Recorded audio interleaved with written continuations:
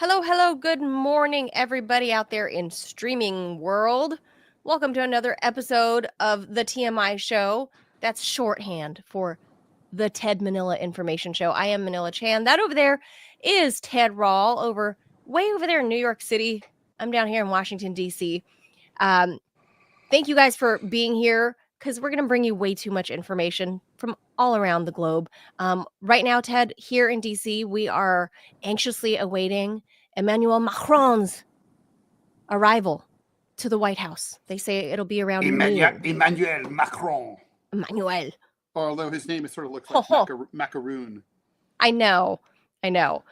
So we talk about everything here, in case you can't tell, including making fun of world leaders. We do that a lot. Mm-hmm. And drop F-bombs, preferably not in the first 8 minutes, Ted. I know, I screwed up last time. It's mostly Ted. Yeah, no. But I do it too. You're too kind. Yeah. I do it. Mm-hmm. And like I said, my reasoning behind doing it less is because I have a kindergartner and he apparently has been repeating things that I say at school. Yes. So. It's entirely your fault, Manila. No kindergartner could possibly pick up bad language anywhere other than at home, because thank God our culture, our pop culture, is so clean and sanitized. He has been saying some weird stuff, and people in public, adults never speak, gruffly or obscenely in public in the presence of children. Whenever I see a child, I'm always like, forsooth, a child draws people near. People don't anymore, right? I will like don't care. No, they really don't care. I try, especially when I see other people's kids. I got to be better with my own kid, but I used to be. No, I'm terrible that way too. Yeah, I try to be mindful of that. And old people, I kind of feel bad doing it around like. Oh God, you must not know enough old Joe people. Bidens. Old people give no S's at all. They have seen everything. Old people they're not uptight. Are you kidding? Like, you make it to be like whatever. You're just like, let's say you're Joe Biden. He curses like a mofo. I've heard that. I've heard that he has a really foul mouth and he's, very much a crotchety old man. Oh, there are now articles He's about a bastard. I mean, that's what I heard. I heard he's really foul mouthed and really just crude and mean to his staff. And so mean. Yeah. Yeah. It's finally all starting to come out. So I can't terrible wait. To work for. Yeah, that's what they say. I can't wait for the tell-alls. I hated Bush, but from everything that I've heard, he was a sweetheart to work for. Very loyal. Bush Jr. or Senior? Bush Jr. And he was very sweet, always very concerned, solicitous. His staff adored him. Jimmy Carter also had a good reputation that way. Not so much his wife. Really? Trump mostly has a good reputation. Like if he thinks highly of you, he tends to check in on you. He remembers, if you're suffering, whatever happened with that problem you had. Yeah, he's very personable, and he was at CPAC, which we'll get to in the back half of the show because it correlates to the main topic. Right, that we're going to be talking about. By the way, we are live Monday through Friday, 10 a.m. Eastern. So, guys, please be sure to like and follow the show. I'm going to remind you guys, probably midway through, we got to do a better job of reminding folks. If you're tuned in and you haven't subscribed, please do subscribe because we are trying to grow. And on Rumble, you can. And by channel. the way, I didn't really realize this until over the weekend when I was subscribing to producer Robbie's gaming channel. That the subscription on Rumble is hard to find. First of all, we have to be on the air. It doesn't work when we're not on the air. So, but we have a rerun that happens during the daytime, during the afternoon. So you can do it then. That's technically considered on the air. But then you have to basically go to the where you see all the chat and everybody is commenting and talking smack. Then what you do is you go to the bottom of it, almost like where you'd think that you'd be typing in an entry for the chat to say something, and under there in the dumbest place ever. Is a bad spot. Is the subscribe button. And so that's what you have to do. And once you find but it's ridiculous. I mean, I don't know how Rumble even stays in business. I mean, this, if you make collecting money hard, right? I mean, duh. You don't have That's to be. yeah. You don't have to be. Kevin O'Leary to understand that that's not a good profit model. So today's show on the back half, Ted and I are going to talk about this media mayhem, at least here in the U.S. The Trump effect, as it were. Maybe not. Joy Reid getting fired. All this big shakeup at MSNBC. I just returned from a second day, the final day at CPAC. Glutton for punishment. I know. What did I learn? I think I learned a thing or two about the direction things are going in the media landscape. Right. Because not good, I bet. It's not good. Because there's never any good news there's never any good news in media. The only time in my entire life, I'm almost 62 years old, that there's been good news in media was when the alt weeklies exploded in the late 80s, early 90s. And suddenly every city had one or two or even three of these like cool alternative, like Village Voice and stuff like that. Yeah, like the Village Voice, but like like the Phoenix New Times, the San Francisco San Francisco Weekly, the Boston Phoenix, all of these. We have the LA Weekly. LA Weekly, the worst one of them all, by the way. But like, it was conservative. I mean, an alt weekly should not be conservative. But it's like, the point is, it was suddenly like a new venue that ran cool comics and, weird alternative political coverage and held the big daily papers to their feet to the fire. It was good. But that's the last time there was good news in media. That's not the way anymore. And I'll explain more on the back half of what I saw in my 2 out of 3 days at CPAC. And seriously, boy, are my legs tired. Ran back from CPAC. It was not a pretty sight there, Ted, in more ways than one. And I'll be writing a piece about that later for Slanted Online. Awesome.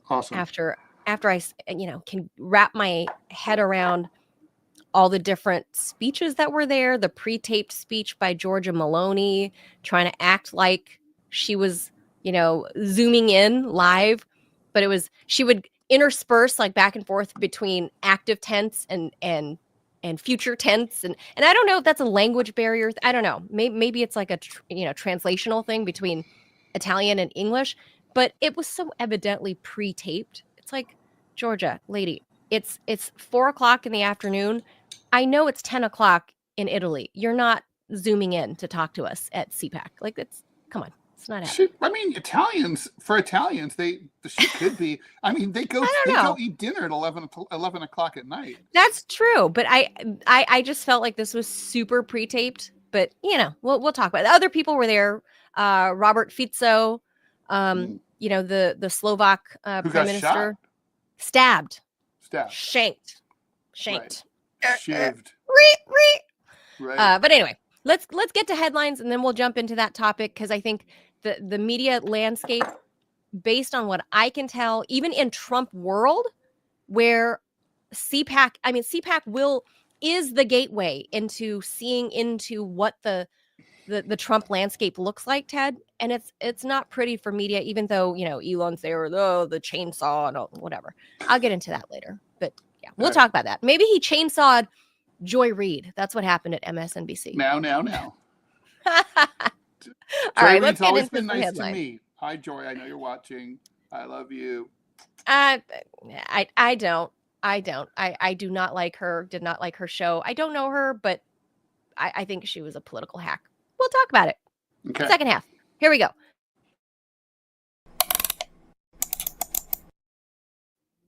Germany's mainstream conservatives, led by Friedrich Merz, won the national election there, ensuring that Ukraine has an even stronger supporter in the EU's biggest country.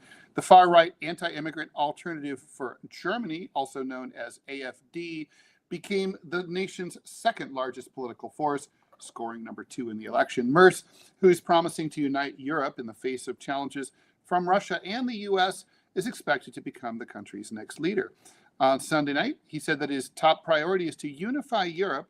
What other German guy wanted to unify Europe? I forget that guy's name. From Austria, Corporal. Anyway, faces of challenges coming from the U.S. and Russia. Both J.D. Vance and Elon Musk openly supported Alternative für Deutschland. Merz's conservatives won 208 seats in the 630-seat Bundestag, while AfD won 152. The three parties in the former governing coalition lost some seats, with the SDP, that's the Socialist Party, falling to 120, and the Greens to 85. The pro-business Free Democrats, which triggered early elections by pulling out of the coalition, failed to get the 5% of the vote that they need to win any seats at all. The Left Party got 64, and the left-wing Sahra Wagenknecht Alliance, catchy, came in just under the 5% hurdle. AfD was jubilant, with leaders vowing to become the country's main party in the next election.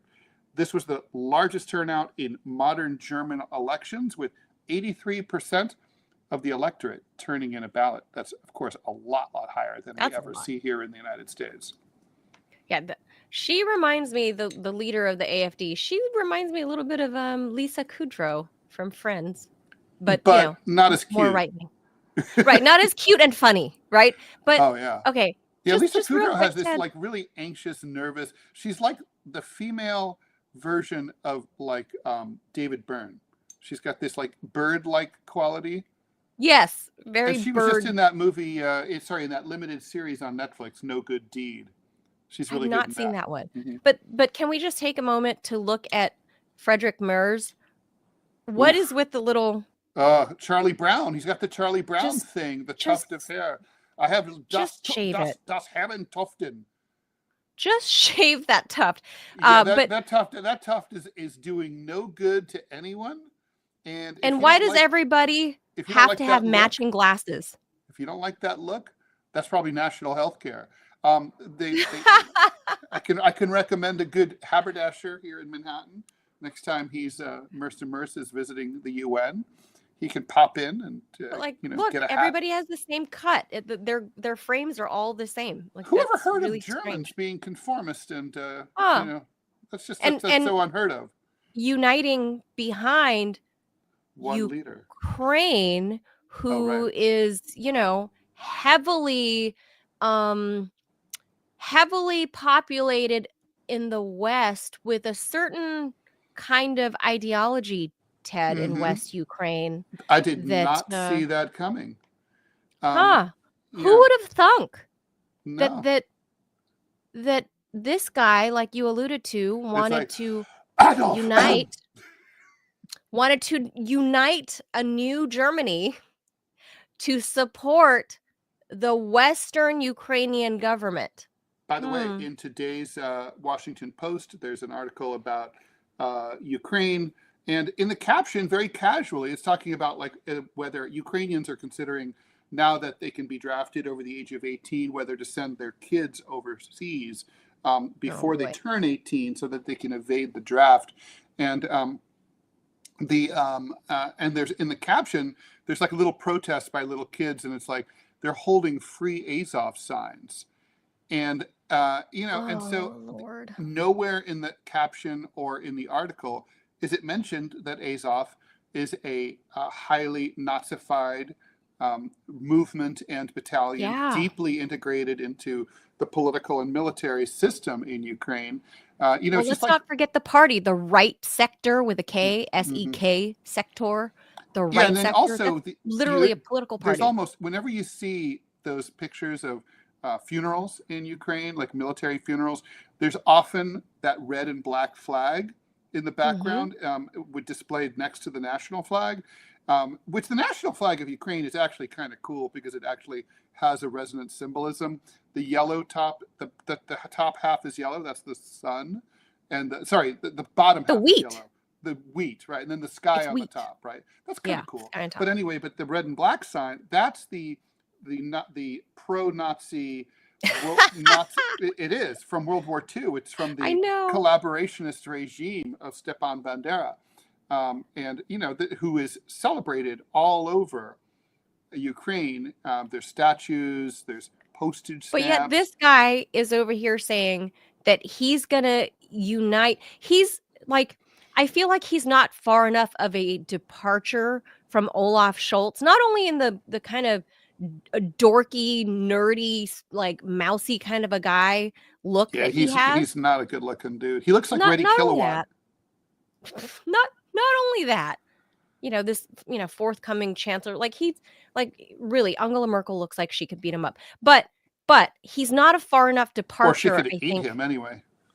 Yes, he's not far enough a departure from Olaf Scholz to save the German economy, which by in part I think was the second biggest issue for the German economy voters. was hobbled in large part because of the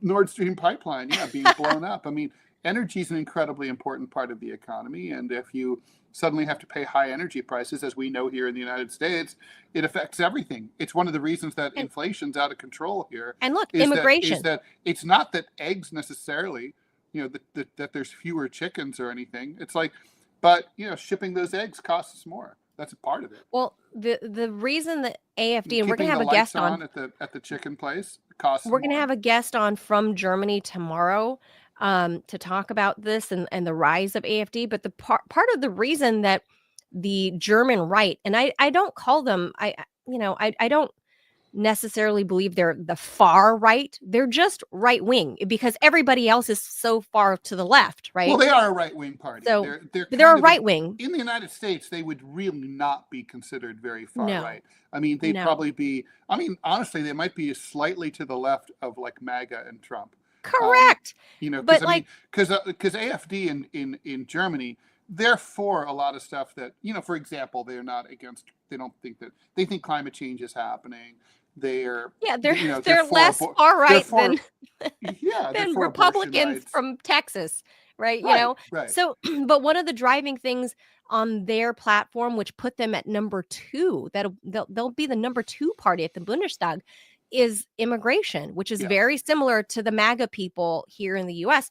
And so we're looking at like B-roll here of all of these immigrants that were migrants. I'm not sure what their status is, obviously, but all of these people that are of non-German ancestry walking through, and this is what their part of their major platform was. They want to end all migrant status visas. And in fairness, look, the truth is the United States doesn't even have a migrant issue compared to like Europe.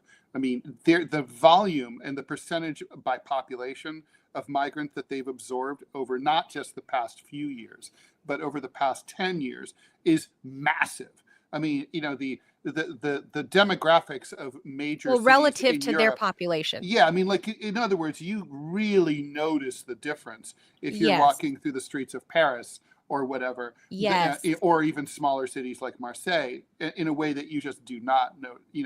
It's not right like because that the U.S. is huge, obviously, and we have 330 million people, whereas they're a fraction. Their populations are a fraction of ours, so it's much more noticeable when you have a couple million coming in. Yeah, they did, and also it's also more noticeable. The people are more striking because they have a lot of sub-Saharan Africans coming in. Whereas we get like sort of those sneaky Latinos. They look almost white sometimes. We get the taupe people. Yeah. So. That's true. Yes, because a lot of Latinos can kind of blend in with the white population, Ted. I always joke with my Mexican friends back home. I have many of them who, people don't know that they're Latina.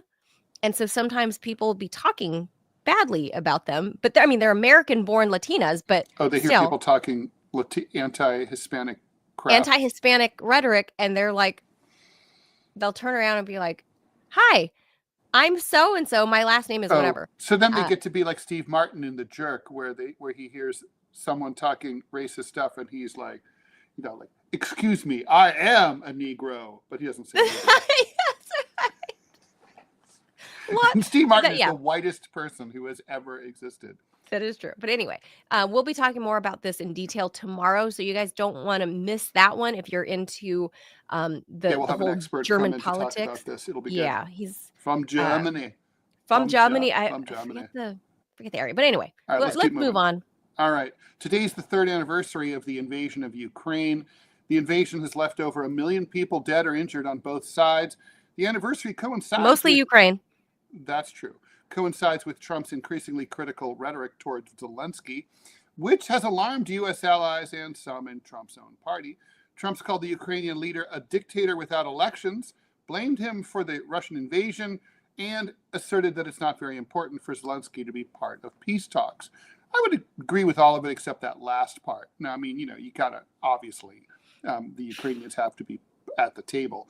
During a radio interview, after being prodded repeatedly by the host, Trump acknowledged that Russia attacked Ukraine, but insisted that it was preventable because Russia could have been talked out of that so easily.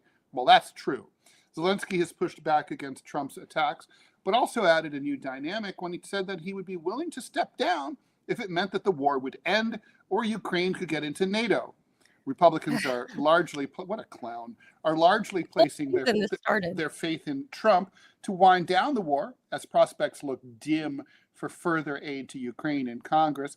That became clear at the CPAC convention just last week, where speakers dismissed the need for more money to Ukraine at a time when the party is focused on slashing spending. In America, support for Ukraine has been dropping.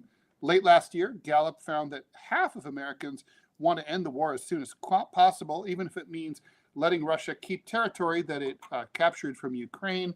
Nearly as many Americans, 48%, say that the war should go on until Ukraine can reclaim its territory. Well, okay, so that's never going to happen. Never. But it was the first time that the survey showed more people prioritizing a quick end over restoring Ukraine's territories. So, yeah, I mean, look, nobody really...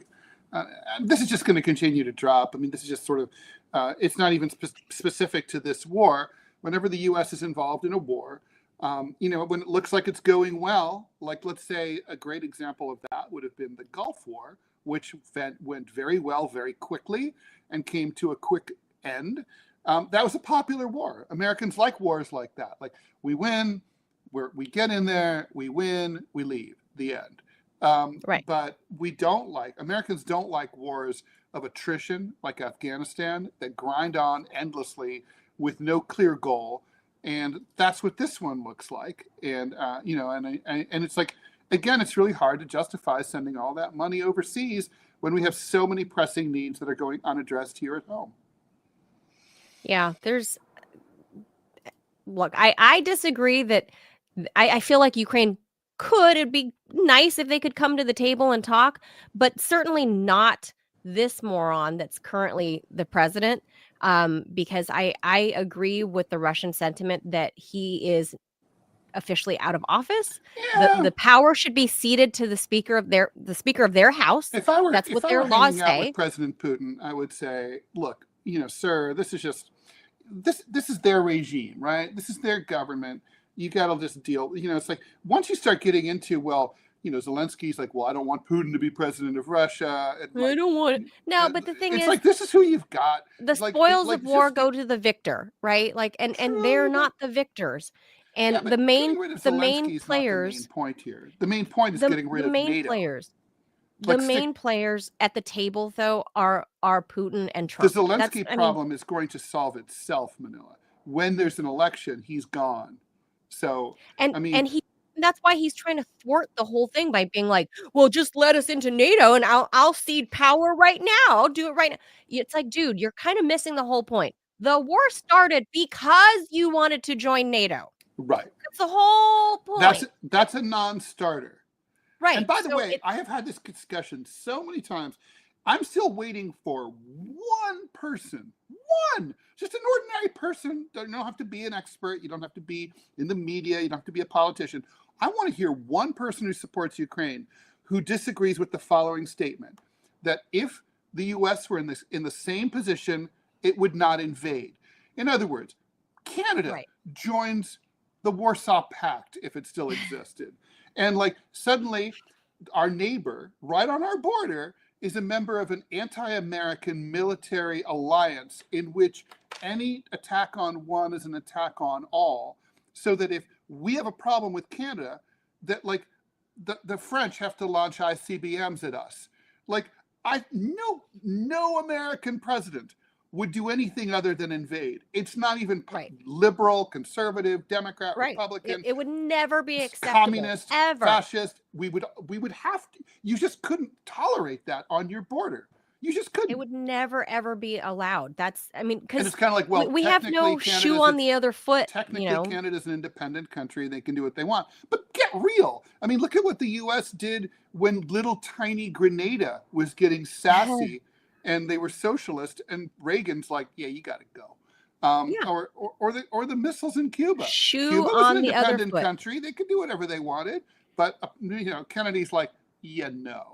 No, even Kennedy, like, this is a shoe on the other foot problem that no one seems No to one be has able said to that the U.S. empathize, and No one has said that the U.S. would let it go.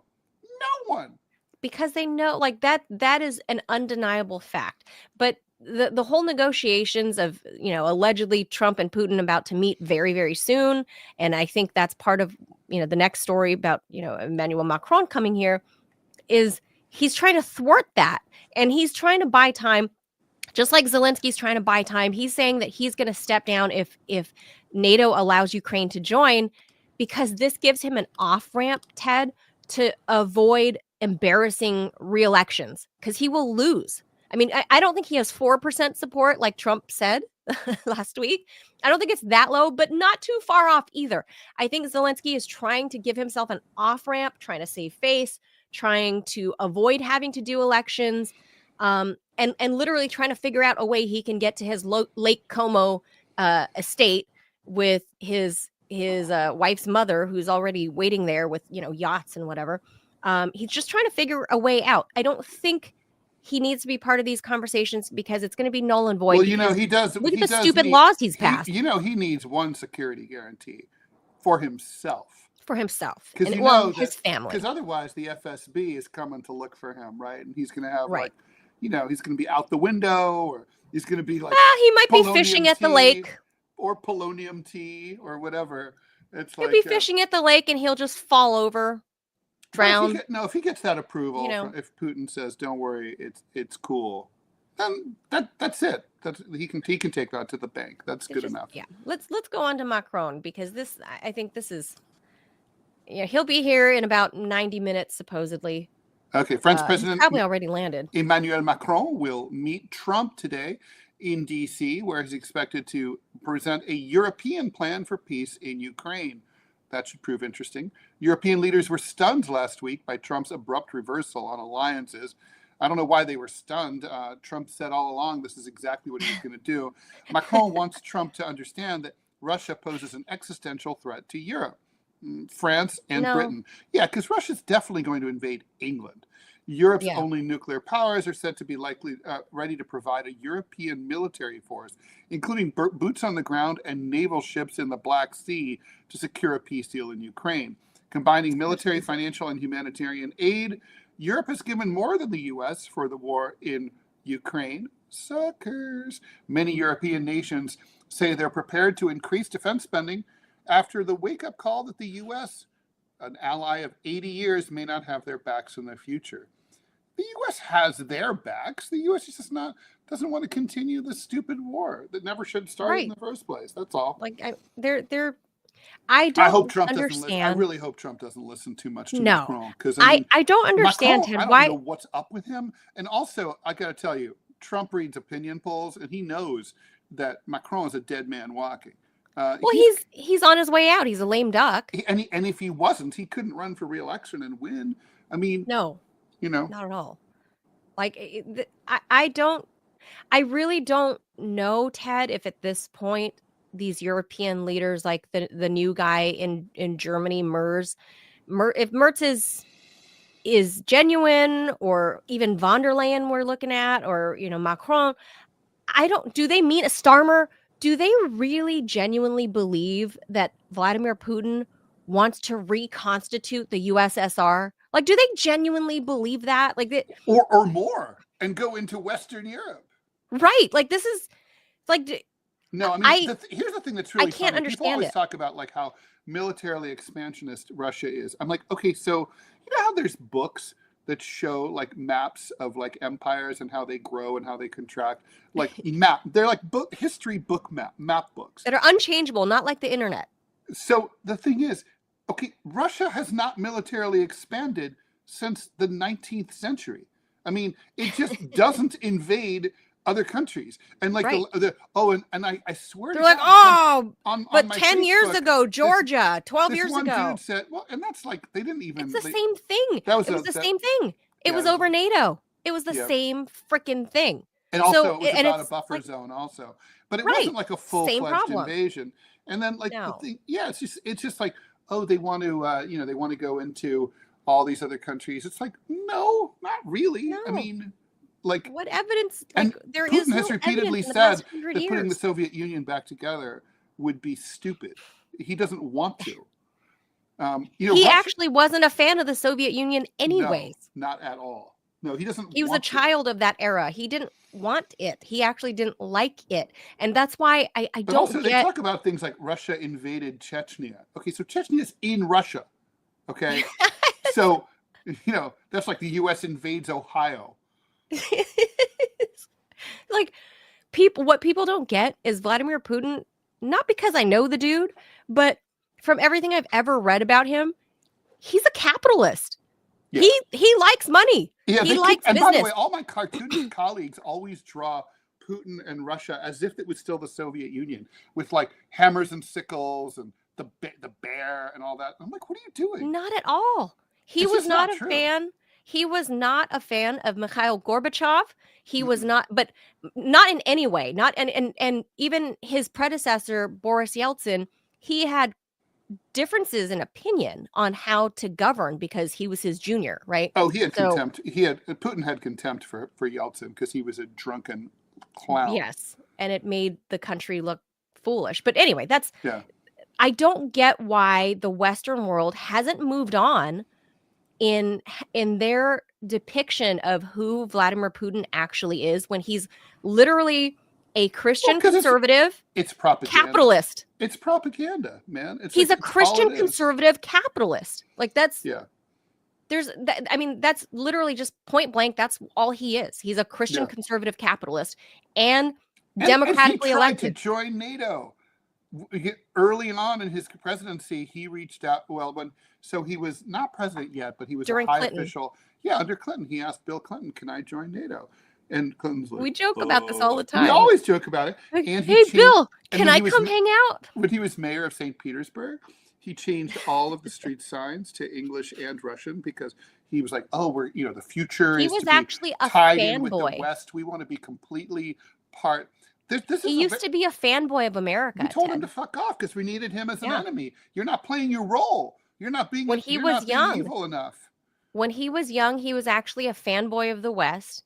He liked American culture, Western culture, and Eastern. Obviously, he's into jiu-jitsu, judo. Fidel Castro wrote a fan letter to the president of the United States when he was a young man, saying how much he admired the U.S. and the U.S. told him to fuck off because he was socialist. Yeah. Ho Chi Minh at his inauguration first.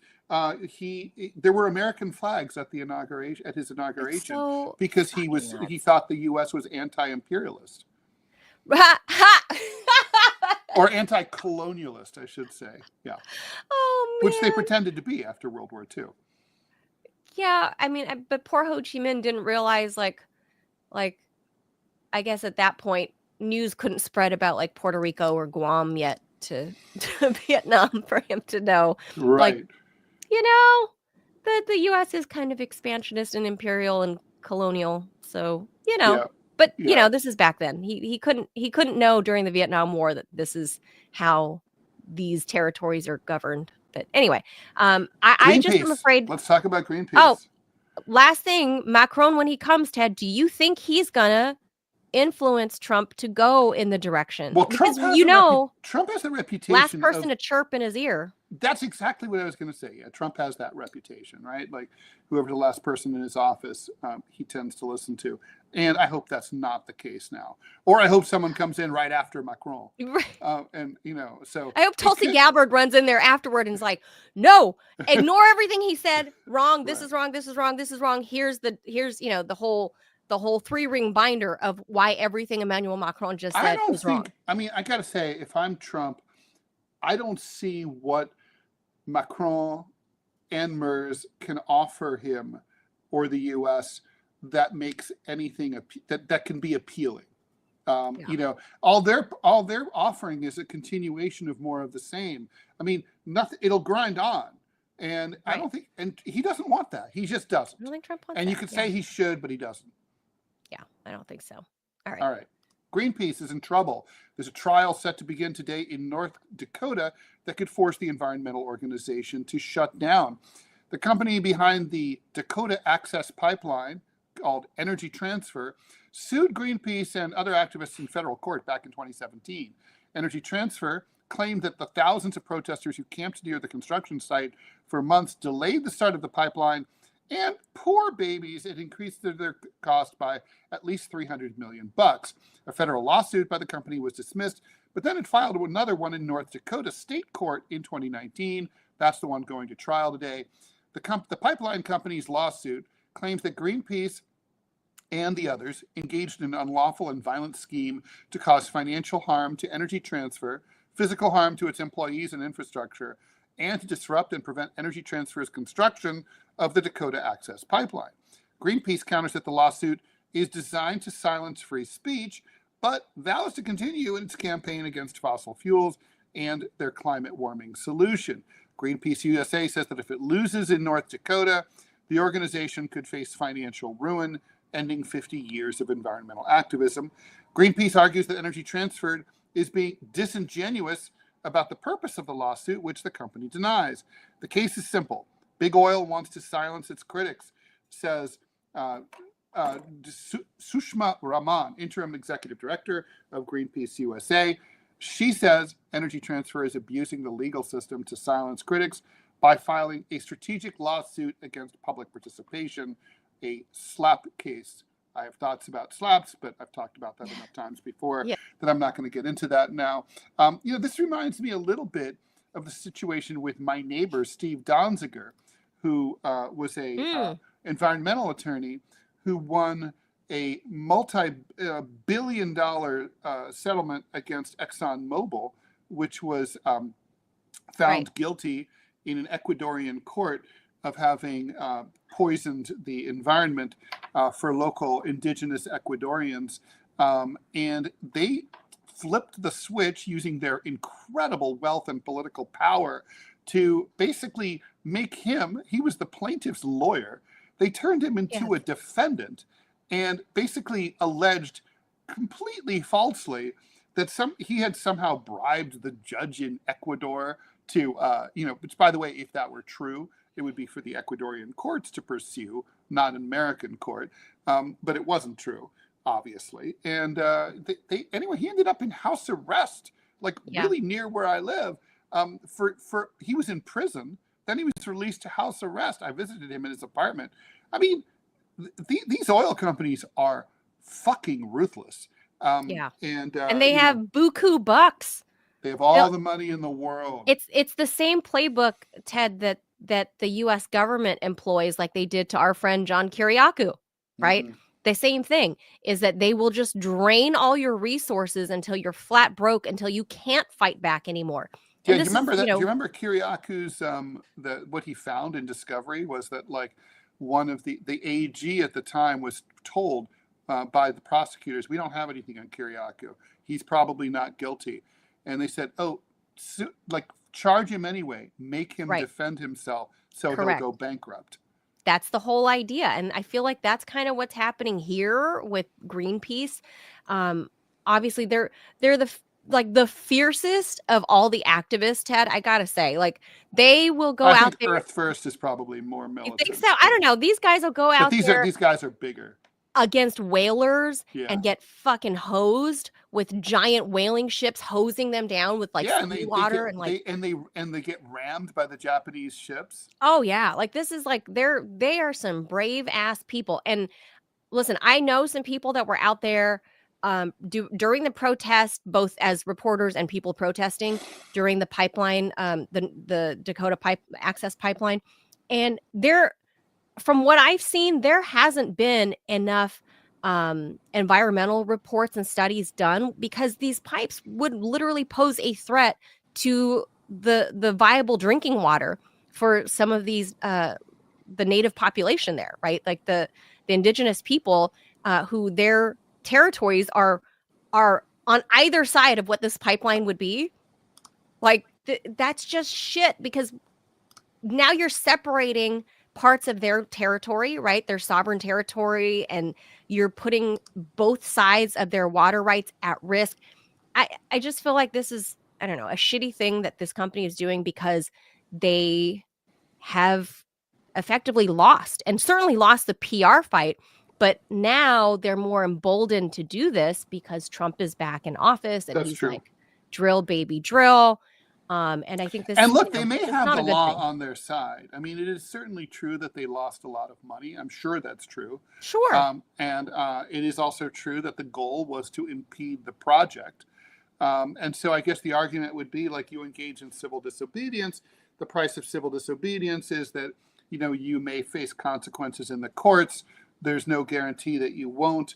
And it's not really, I don't think the anti-SLAPP statute is going to help Greenpeace very much, because that's really for, like, you know, people who are engaged in media statements and First Amendment rights. It's not really for street level activism, which is what we're talking about here. But I mean, wouldn't that be First Amendment right if you're being an activist? True, but then there's the delay of the project over the course of so long.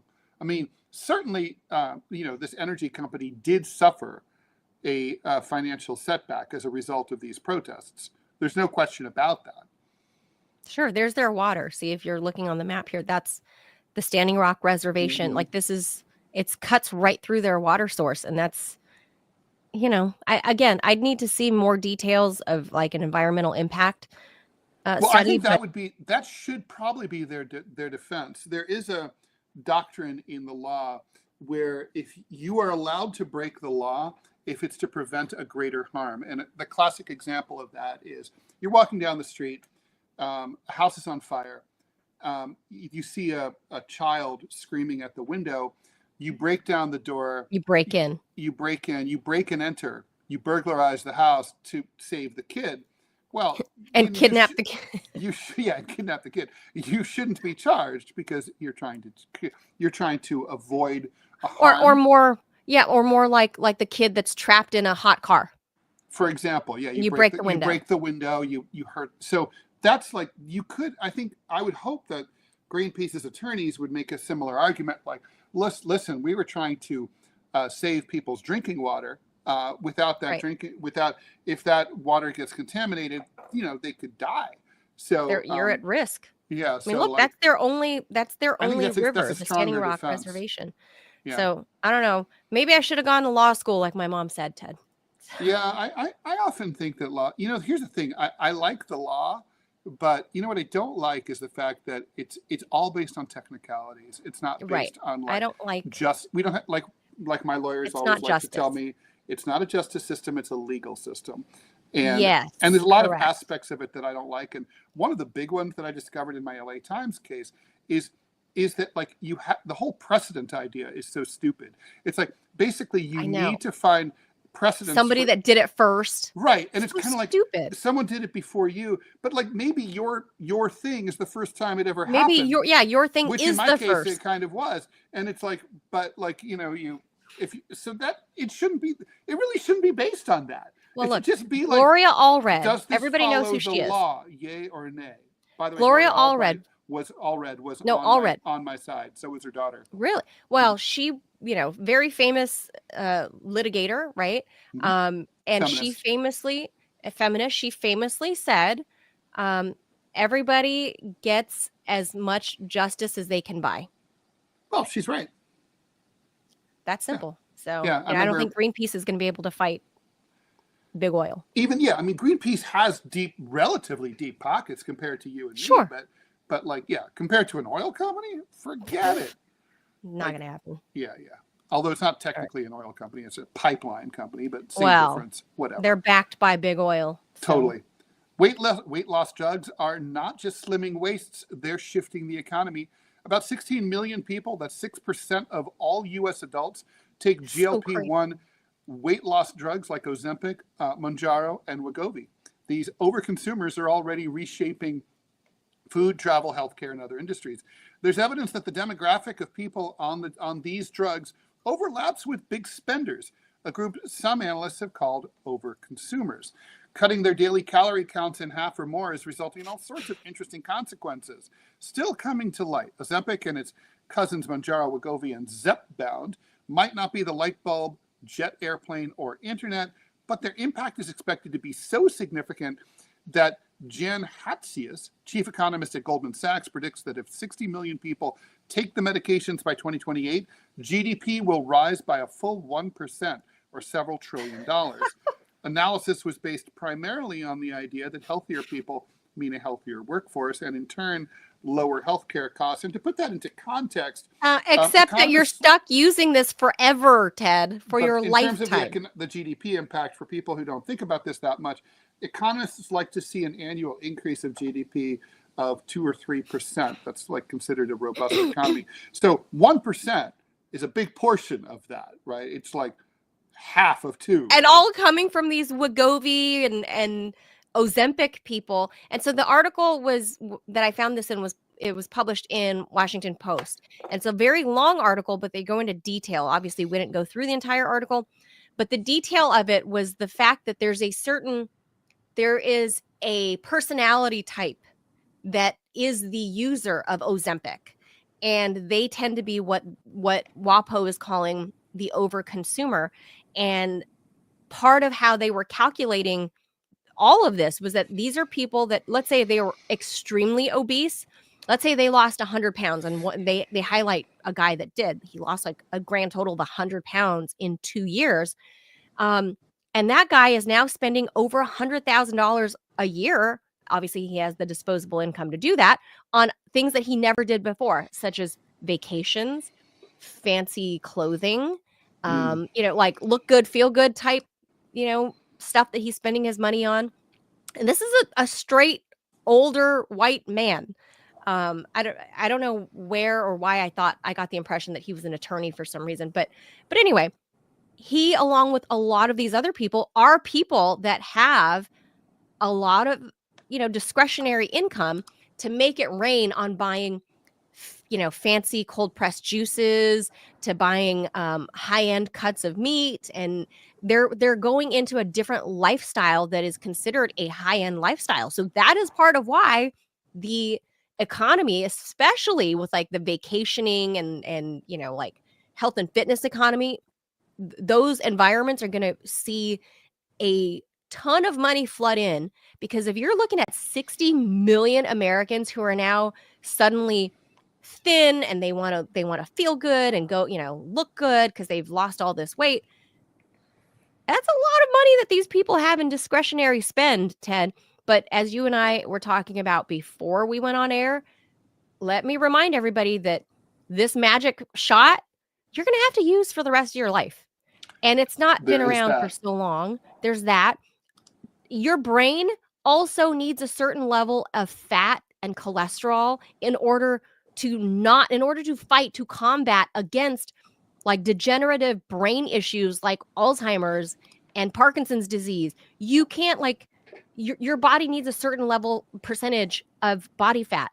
And these people shedding off all that fat this fast, I feel like we're going to see, 20 years from now, I predict a huge rise in degenerative brain problems.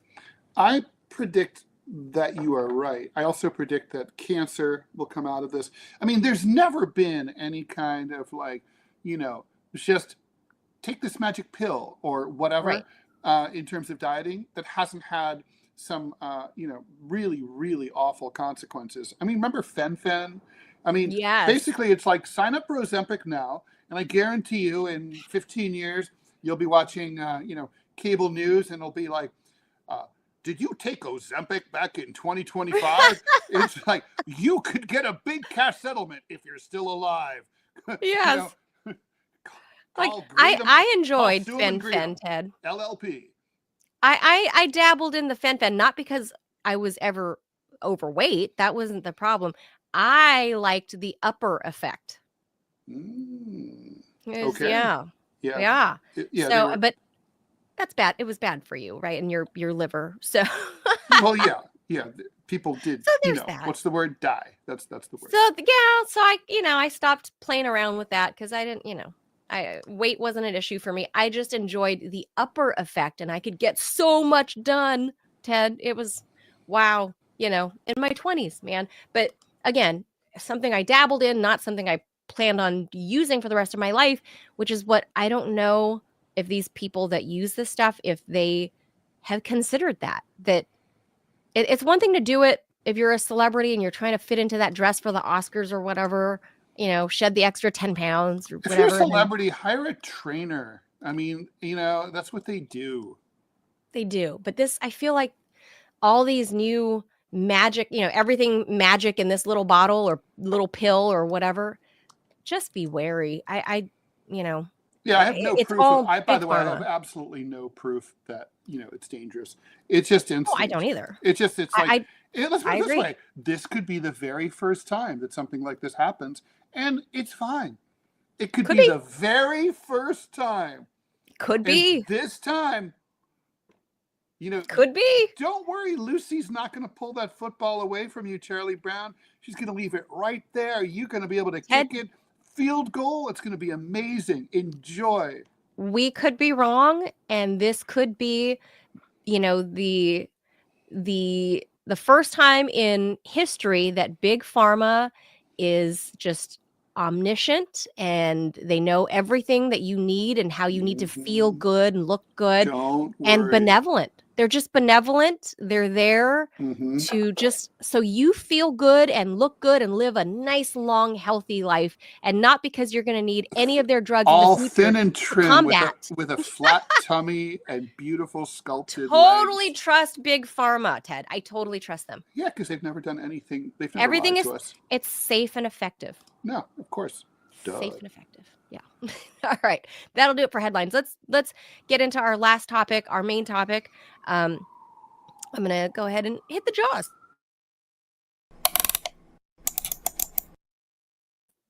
Even before the election, the Washington Post and the Los Angeles Times read Trump's poll numbers and decided to censor their own endorsements for Kamala Harris. Then the tech bros who run social media donated to his inauguration.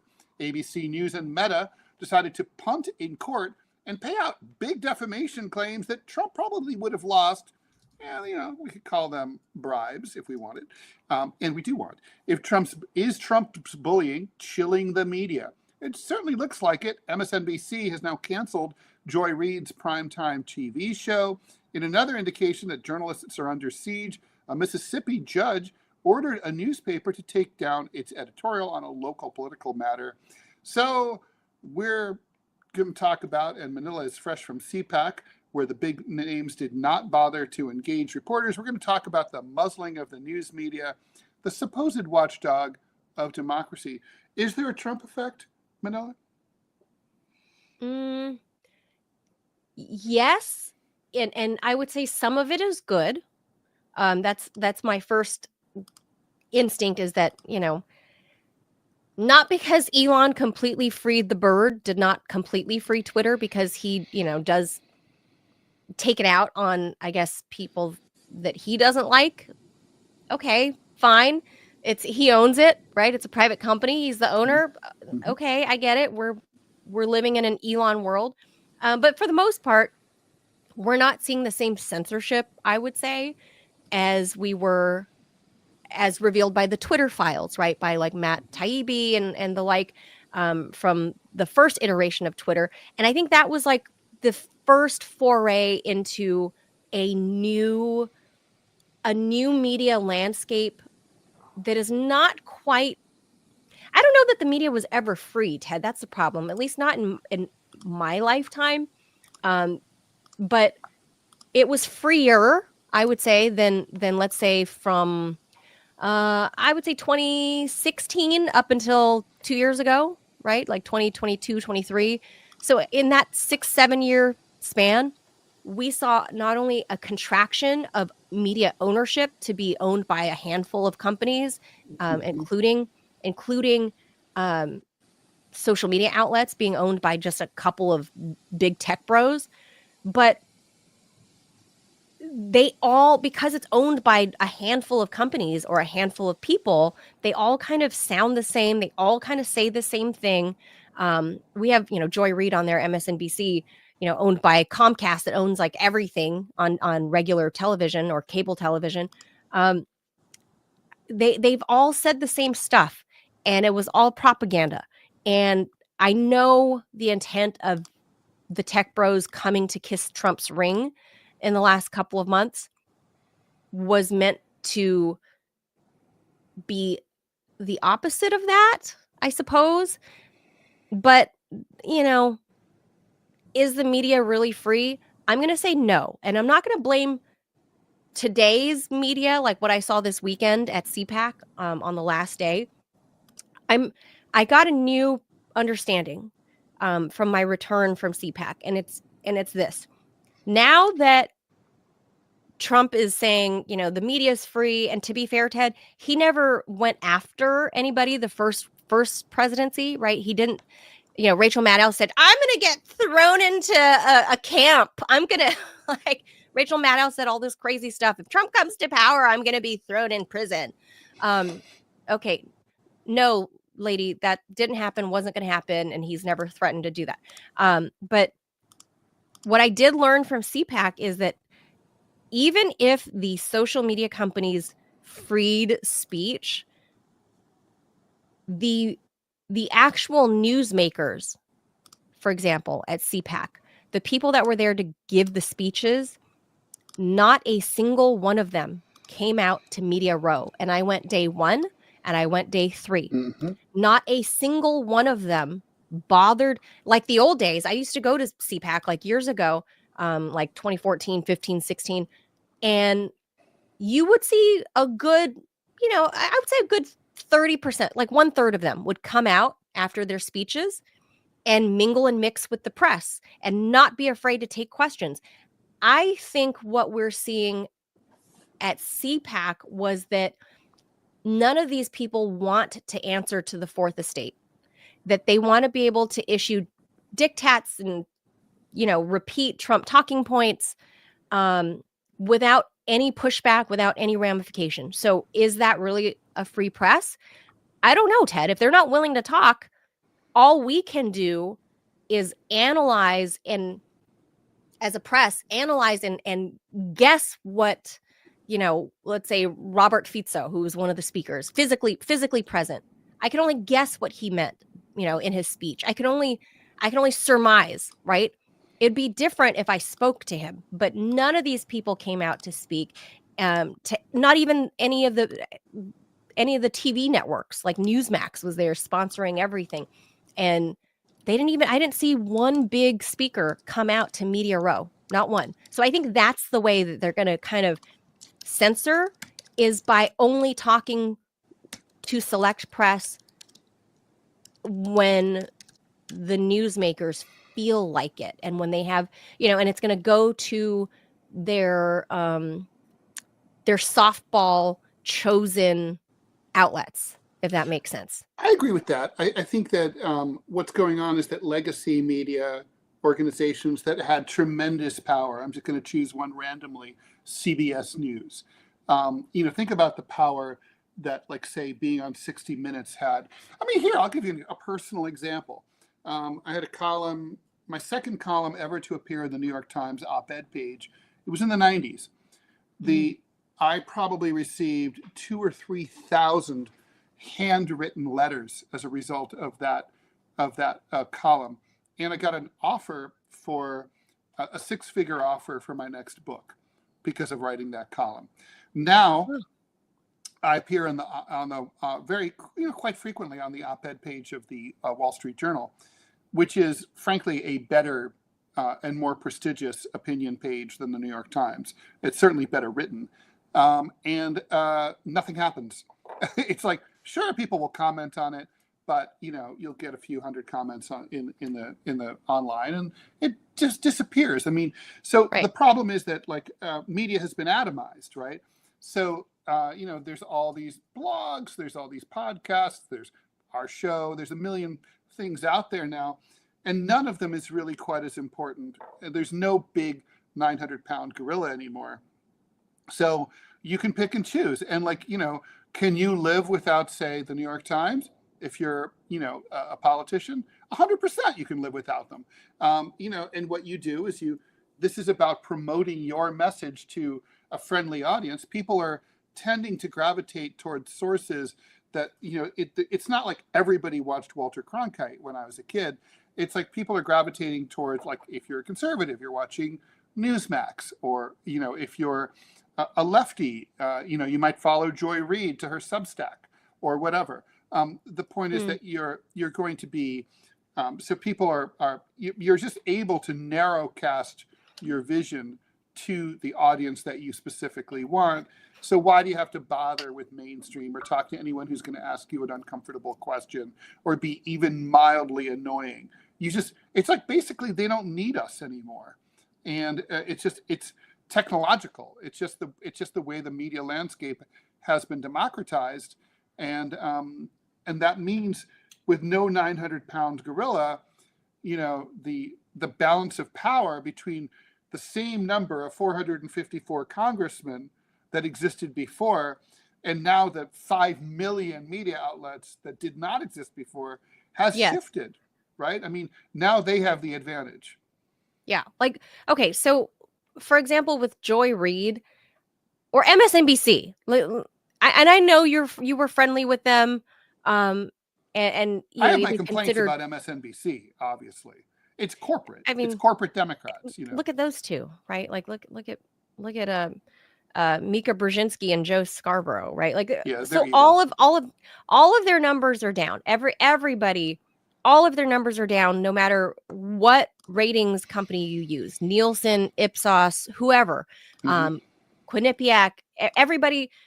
It's very clear that their numbers went up during Trump's first administration, but as soon as he left office and Joe Biden came in, the numbers fell.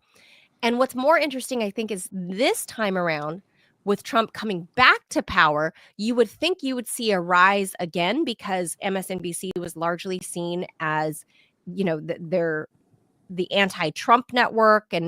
But something happened, Ted. What do you think happened? Why did Joy Reid, for example, there was an attrition of 48% of viewership literally the next day after Trump's win, his landslide win, 48% just dropped off the rolls for her and didn't come back. And we're a quarter out from that victory. Well, they never came back to her. I suspect that there's probably more than two, but I think there's two main factors going on. First of all, the election was over, and sort of generically, the interest in politics diminished. I mean, I noticed, for example, our numbers drop after the election and then come back after the Trump inauguration. So as interest in politics picked up again. So I suspect that was part of it.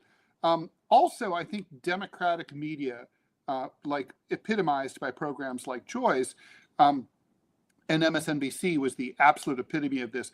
They were discredited. I mean, just imagine if you're a loyal Democrat and you're watching MSNBC day after day after day during, let's say, the 3 months building up to the November election, and they keep telling you, we're going to win. Trump's in trouble. Everyone sees him for the despot that he is. We're going to wipe the floor with these fucking Republicans. Trump's going to prison. Fuck them. And it was so triumphalist. And, there was very little. I watched this stuff. There was almost no doubt, but Trump could win. They didn't talk about that, right? But did they believe it? Were they genuine? They really thought that Biden and then, the very joyful Kamala Harris was going to win. They said it over and over and over. Well, if you're told over and over, basically it's like this. Donald Trump faked it in terms of being rich until he made it. He made it because he became president. But he made it. Ultimately, he made it. Faking it until you make it works. Okay, but if you fake it and then you don't make it, you look like an idiot. And that's exactly what happened here. The Democrats, they faked it all throughout the election. They all had the numbers. The campaigns knew the numbers. Kamala's campaign knew she was going to lose weeks Right. before she lost. That information had to have trickled in to 30 Rock, right? But it somehow they decided not to tell the public. If we keep just pushing the propaganda, then liberal voters will turn out in bigger numbers. We won't depress turnout, and who knows, we might pull a rabbit out of a hat. I really think breaking I right think it's now. like it's like if you followed a stock, if you followed a guy who recommends stocks or a lady who recommends stocks, and they're always wrong. Jim Cramer. You stop. You cancel your subscription to their newsletter, right? That's what this was. Look, even Lester Holt, this is breaking right now. Lester Holt, anchor of NBC Nightly News for a decade, will leave the show this summer. I don't know if that's him retiring, resigning, but all over the MSNBC and /NBC ecosystem, everybody is like getting moved around. Like Alex Wagner. Alex Wagner is getting bumped. Rachel Maddow Gross is coming back. She's as close as they have to someone who's a star.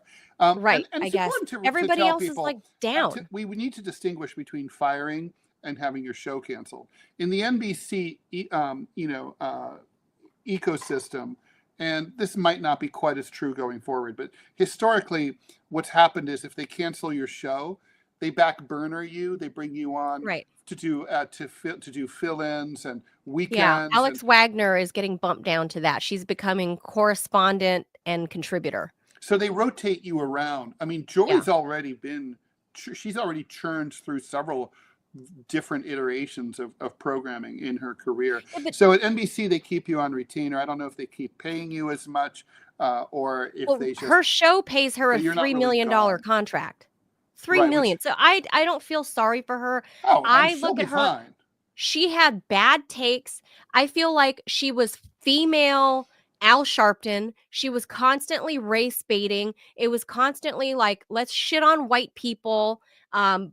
Too much black girl magic. Like she's just harping on the same stuff over and over and over. They're told to say that. The other day I watched Jen Psaki claim that. Are they though? Jen Psaki's on the rise. Told Jon Stewart that they don't tell her what to say. I'm like, okay, they tell you, they might not tell you what to say, but they tell you what not to say. And I know that from personal experience at MSNBC. So as we talked about last week, they tell you you're not allowed to criticize the DNC, the Democratic Party, corporate Democrats, Hillary That's Clinton. what happened to Ed Schultz over Hillary Clinton. So the thing is, like, they don't have the ability, for example, to bring on real lefties on their shows. Like on MSNBC, for example, you're not going to see me. I used to be on all the time. During the Bush years, it's like they're not going to bring in, Chris Hedges or, people who are actually on the left, Kiriakou. They're not going to do that. So that's why their numbers are like just hugely trounced out by Fox. I don't know if it's just a numeric thing, Ted. I mean, as the elections would have it, right? Also, Fox Trump is far more winning. Fox is also, frankly, a better packaged network. It's far more entertaining. True. I mean, if you just take the politics out, the ideology. Are you saying the staff looks prettier? Well, that's not what I was saying. I mean, that might be true, but that's not what I was thinking. A lot of legs. A lot of legs over at Fox. I don't really need, for me, beauty does not mean you look like you're going to be in the Waffen SS, like on Fox News. But I mean, they're definitely, it's boring. I mean, you tune into MSNBC, there will be a long period of just a head talking, and that's it. There's no graphics. There's bad production. There's bad production. There's not like much going on in the background. You don't have a lot of B-roll. They don't do a lot of interviews with interesting guests. It's boring. It's dull. Fox is constantly elevating the churn, right? Like, and it's always like they always have a breaking news alert, a Fox News alert, which may not be really breaking news. It's just like what's going on. Look, but they're always Laura trying to keep it Ingraham. interesting. Laura Ingraham, I mean, these are measured by the thousands of viewers, right? So we're looking at over 300,000 viewers She's on for Laura Fox. Ingraham at 7. Out front with Erin Burnett on CNN, she's at 67,000. That's really low. And Joy Reid at 86,000. But you look across the board at MSNBC. I mean, Fox is kicking everybody's ass. And CNN is boring too. Not as boring as MSNBC, but it's boring. These are just Gutfeld. Oh my God, Gutfeld has a 344. By the way, the other thing that Fox also gives space for development. Like when Gutfeld started his humor show, it was itself a joke because it was doing so poorly when it started, right? And it languished for a long time. I mean, no one was watching that show. No one thought it was any good. But so is it that they gave him time? They gave him time, and it slowly built its audience, and he figured out how to do it. It's kind of like reminds me of the X-Files. The network wanted to cancel it because it wasn't doing well the first few years, and they couldn't find something to replace it with, so it just stayed through attrition. And then it found its way, and it became a huge hit, right? So sometimes things just take time. This is that key demo for people outside of the media industry. 2554 is the key demo because you're probably employed. You can buy things. You can buy shit. Like Ozempic. As much as you want. As much Ozempic as you want.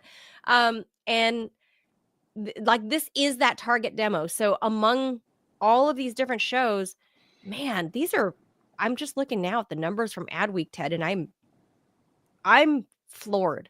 Having obviously been in the TV race for many years, like little RT America, who has a fraction of the budget of these people, we were hauling in some pretty good numbers, but God forbid people hear the truth just because the set and our paychecks came from the Kremlin. But truly, nobody ever told us what to say. Nobody ever what not to say. Or nothing was prohibited. I mean, other than F-bombs, obviously, but I mean, because we were on TV. But outside of that, I wrote my own scripts. I didn't have to clear it with anybody. Other than fact checking, I didn't have to clear it with anybody. Anything I was going to say off the cuff, there was none of that. And our guest bookers, we never pre-interviewed our guests to see what their take was, and to say, oh, can you kind of, massage it this way, which is what MSNBC, CNN, Fox, they all do that. And if they find out, the bookers find out that your take goes against their narrative and you're, hard line on that issue, like let's say Palestine is your thing. If you're not willing to fall in line, you're not going to be on air. That's just how it is. And no wonder, just broadly across all of mainstream media, Ted, that it's dying. And I think they deserve it. They deserve it. I think the days of legacy media are numbered, and the clock is ticking. And I think this is where this podcast space, the live streaming space, this is the future of news. Nobody trusts them. Any of these guys, CNN, Fox, MSNBC, nobody trusts them, Ted. They've lied to everybody for years. And the viewers now know. And the viewers now know who owns them and how they're all interconnected. And they're, and they all have these big shareholder meetings. And it's really the shareholders that tell them what can be on air. It's not what's really newsworthy. It's what is going to make them money and what's not going to take away their advertisers. Who would have thunk that defense funded so many of these news companies, Ted, or USAID? Yeah. No, it's true. I mean, so I think maybe, correct me if you think I'm wrong, but I think, Manila, what's going on is that the Trump effect has been basically to be one of the last, dominoes that just basically fell for legacy media. It's sort of like legacy media has been in deep trouble for a long time. They've made a lot of mistakes. And the Trump effect has been basically to kill some of the dinosaurs that were still standing. I think the bloodbath will continue.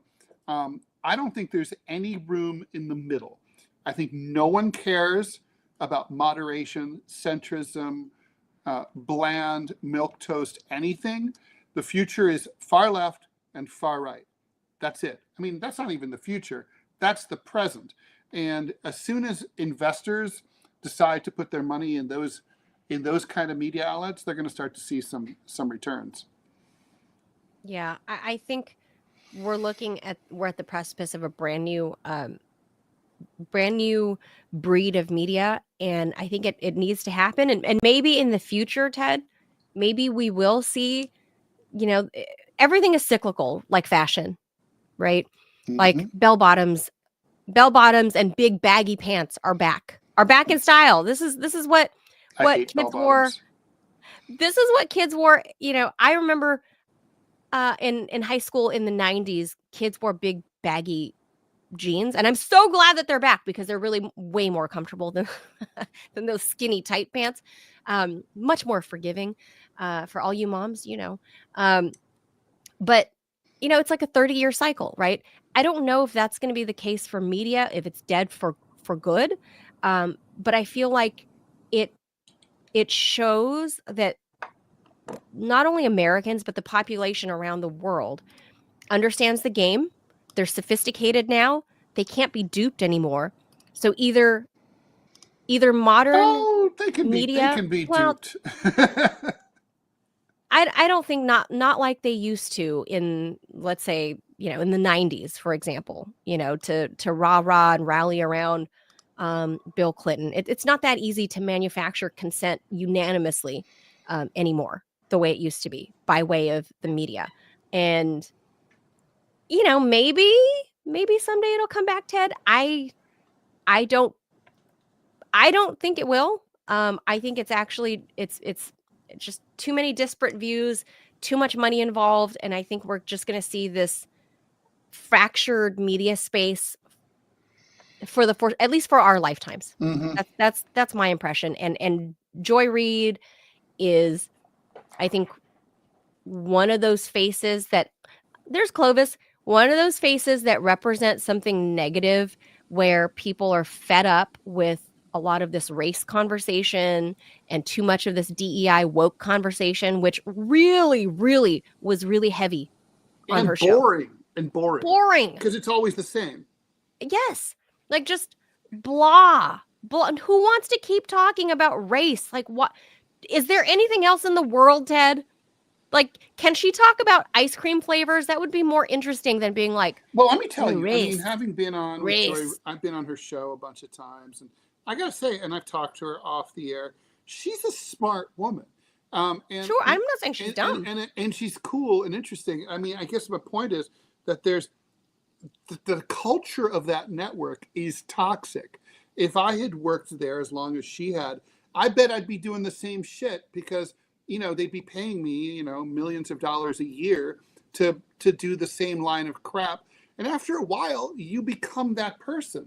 And that it sucks, actually. It's a crappy system. It's I mean, I guess at a certain point, if you agree to do it, then that's on you. And, it's selling out, Ted. That's what it is. I mean, fortunately for me, I have no one's offering to buy me out, Right. I don't claim to be any better than she is. I mean, no one's come to me and said, "Hey, Ted, we're going to pay you $1 million a year to sell out all your principles." I mean, I'm not, it's just nobody's ever offered. Right. I've never been put in that position, but I will say that there was potential to be in that position when I left CBS Local, because I remember the thrill 12, 13 years ago, having Gayle King say, "Thanks for that, Manila." And I was like, "Oh my God, Gayle King said my name," because I worked for CBS. And, I was on that path until I got silenced about my reporting on GM. And this is a local CBS affiliate. And to start garnering the ire of headquarters in New York City, that's what made me leave to go to alt media in 2014, was because I thought the writing was on the wall that journalism was dead, and I think which Joy clearly Reid's, that was true. Yeah, and Joy Reid's, dismissal, or at least the cancellation of her show, I think shows that there is a potential chance that maybe it might be revived. I don't know. I think it's dead, but I don't know. People come back from the dead sometimes, Ted, and people get revived after they haven't been breathing for like 20 minutes, That's true. So is that for the case for the media? I don't know. I'm not hopeful, but maybe. Look, also a lot is going to depend on how things go with Trump. Before we go, I wanted to get your hot take on James Carville, who, basically last year kept saying that Kamala Harris was going to win. Then after the election, he was very harsh on the Democrats and sort of echoed Bernie's talking points about what a bunch of idiots they had been and how they hadn't, they had like cut loose the working class. And then now he's saying, well, that Trumpism is already ruined. That Democrats shouldn't say anything or fight back against Trump because within 4 to 6 weeks, according to James Carville, the whole Trump ecosystem is going to collapse of its own accord and its own internal contradictions. And I'm like, I don't think the Raging Cajun is right here. I'm not saying that Trumpism can't or won't collapse. I just don't think it's going to happen nearly that quickly if it happens at all. No. I'm gonna give it well past the first 100 days. And by the way, Ted, I think we lost Rumble a few minutes ago. I don't know what happened. Bummer. The feed, I think something's wrong with the feed. So yeah, we had some issue earlier too. Yeah, I don't know what's going on there, but we'll figure it out post show. So we're gonna leave it there and try to figure out some technical difficulties because hey, Ted, we don't have a multi-million-dollar contract and crew to we have to figure it out ourselves. Imagine that. All right, guys, thank you so much for tuning in. I don't feel super bad dancing on the readout. That's the name of her show, I think, right? The Terrible name. But trying to be punny with her name. I don't like pun names. Yeah. Like every time anybody's talked about doing a show with me, it's always like something like Rall Deal or something stupid like that. Wah, wah. Yeah. Well, I would feel guilty usually for dancing on somebody's grave. But in this case, because none of those bastards at MSNBC, one, stood up for RT America when the U.S. government was coming down on us, cracking down on us. They turned a blind eye and didn't give a shit. They didn't say anything about Julian Assange. They didn't give a shit. That when they used his work when it served them. That's true. And then when he was in prison, they didn't say shit. For not only trapped at the embassy, in prison at Belmarsh, they didn't say shit. No. They didn't say anything about Snowden other than being like, well, he broke these federal laws. He's a traitor. His traitorous actions. So I hope their whole network goes kaboom, because they're just collapsing on themselves. And I think the Raging Cajun's reading this wrong. And he's got his own podcast, by the way, with I forget who. If you go into the podcasting, wherever you get your podcast, I've actually listened to it. And James Carville and somebody, I forget who, one of his other strategic advisor buddies. And it's pretty interesting to hear them, but I think he's reading the media wrong. And it's not the space that he was in 30 years ago when he was advising Clinton. It's not that anymore. I think he knew everything about how to navigate the media space when he advised Bill Clinton. Yeah. But it ain't it now. I think he's got it all wrong. So we'll see. I think he might just be too old or whatever. He is. And God love him. I went to his thing at the Kennedy Center many, many years ago. He and his wife, they were doing, it wasn't a roast, but they were doing something with he and his wife. I think, I don't know. It was like a joke about how to be married when your politics are so different. And it was really great, right? Like they've been married, what's her name? Mary Madeline. Madeline. Although she's not in the business anymore. Yeah, but is he either? They're like 100. So I mean, I guess it's like he's still like in the mix and that people still call him. I don't know if he gets paid. I think that but he still obviously talks to everybody. Yeah. And he's got that podcast. Somebody's funding that podcast. Right. So I don't know. I think that's where the world is headed, and MSNBC, for the shit job they've done to supposedly be journalists, like, oh, well, you get what you get.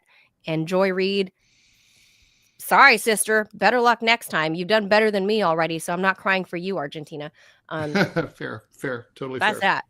Financially, I hope you saved those $3 million a year, Joy. Well, she probably only kept $1 million, but yeah. Oh, taxes, that's right. Agents, manager. Yep. Gee, only $1 million a year, Ted. Well, in New York, that's not going to get you that far, but yeah, okay, good point. Yeah, but still, hope you save your money. No, I think if you have that kind of money coming in, if you're smart at all, you try to live relatively modestly. You don't expand into it. All that money's going to Rachel Maddow. Rachel's getting like 20 million plus. Like, that's I can't even. I'd be dying to know what she does with all that money. I mean, and the thing is, like someone like her, I mean, they work crazy hours, right? So they're not home. Like, it's just basically she's at the office all the time. Right. So it's not like, what are you doing with that money? What are you doing with it? I mean, there's no point building a spectacular house. I mean, even if you do, okay, but then what? But yeah, I don't know. She's a loyalist, and they're paying her for that, I suppose. Yeah, maybe. Mm-hmm. That's it. She's very frustrating because she could have had class. She could have been a contender, you know. I think she's also a sellout to the true left. She's the embodiment of a sellout. Yeah, she's a total sellout. Those are not her politics. I mean, you're not a sellout if you're. I mean, like when we worked for RT and Sputnik, you know, it wasn't a problem for me. I interrogated myself, like, well, yeah. would I be pulling my my punches on Russia or Putin if I took this job? And the truth is, I never had anything negative to say about Putin or Russia before, right? So it was they're not nice to the gays. I was like, it's the only thing. I was like, well, it's not like I'm going to be asked to stop doing something that I want to do anyway. So who cares? Right. I'm not compromising anything I thought or felt before. So yeah, I don't even do work of talking really about foreign leaders or the foreign people. I don't feel like it's my place as an American to comment much on the internal affairs of other countries. I feel like I just don't know. I feel like the United States, that's the country I focus on. Right. Same here. And we were not getting that type of dissection, like fair dissection, Ted, from the mainstream media. And that's why they're failing. I know that Rachel Maddow does not believe what she's saying. I know that she's a progressive leftist, not a corporatist, a DNC shill. And you don't think she's believed it at this point? Well, she might believe it now, but she's only believing it because it pays the rent. This is not at all. That's not who she was at all. She was a lefty. I used to like her during the Hurricane Katrina days. She was a lefty. And I was on with her on Air totally America. I was on. I sat in the in the same studio, like elbow to elbow with her at Air America. I remember her very well, and I know what she was. Not the same person. She's not the same person. Now, people can evolve politically, but it's like I don't think that's happened. I think she knows it's bullshit. Well, it's like Rush Limbaugh. Rush Limbaugh didn't believe what he was saying either. I have it on very, very reliable opinion that he voted Democratic in every election. No. It was just entertainment. It's just business. Yeah. Wow. I have another friend who's a big, widely syndicated conservative talk show host, and he just made a decision. He was a lefty like me, like far left. And he was like, talk radio in this country is conservative. I want to work in talk radio. That's what I'm going to. So he just switched it up and pretends to be a right-wing Republican. So it's a character. It's a character. Mm-hmm. Well, I don't know if Joy Reid is a character or Rachel is a character, or it was a slow lurch, where your brain is impacted by TDS, because I think that's real. I've seen regular people, friends I know, because I'm fairly neutral on Trump. I don't hate him. I don't love him. I don't just whatever. He's just another politician. I see the pros and cons. Yeah, I'm like that. Right. I can see both. I don't love him. I don't hate him. But I think TDS is real, and I think I a also lot don't of think people. the only thing that's really different between him and previous politicians is that he's more transparent. And so, and that's kind of like more obvious. It's the style that's driving, not the policies that are driving Democrats insane. He's so crass. Right. He's very again. That's a character. Crass. That's a character. He's not like that in real life.